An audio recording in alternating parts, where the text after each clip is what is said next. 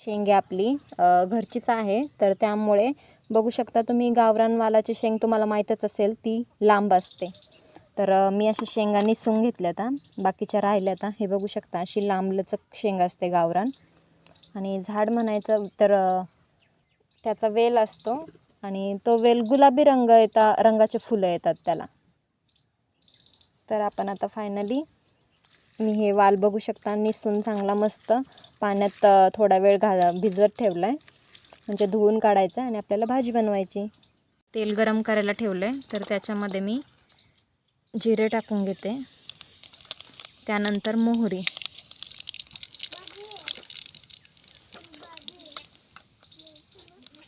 तर हे लसूण आणि फक्त वाळलेली मिरची पावडर आहे, त्याच्यामुळे मी काही लसूण टाकणार नाही आहे.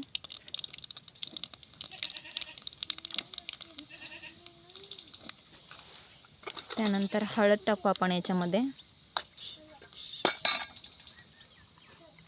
तर लगेच आपला आता हा धुतलेला वाल पण टाकून घेऊ. एकदम झटपट आणि सोप्या पद्धतीने रेसिपी आपली. तर आता आपण मिक्स करून घेऊ.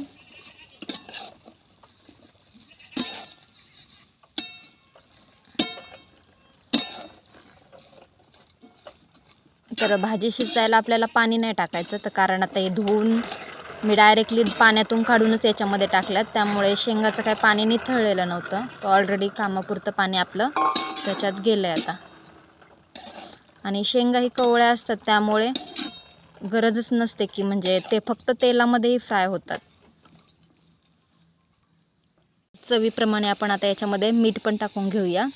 जर चपातीसोबत खायची असेल तर कोणत्याही भाजीला मीठ कमी टाकायचं, कारण आपण चपातीमध्ये मीठ टाकतो. तर आज मी पण चपाती बनवली आहे,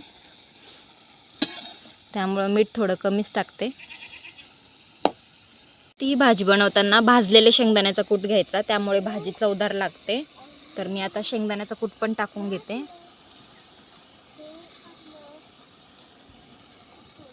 जाडसर ठेवलाय मी, जास्त बारीक पण नाही केला.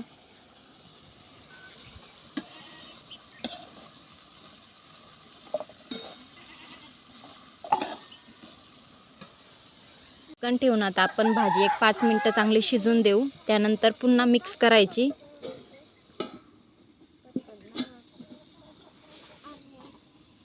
तर आता आपण बघूया आपली भाजी.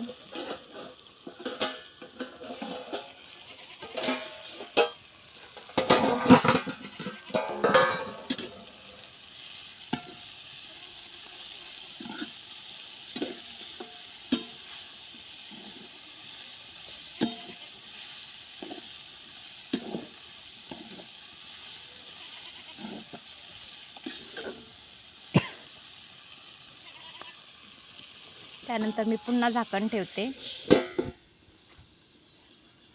आपली भाजी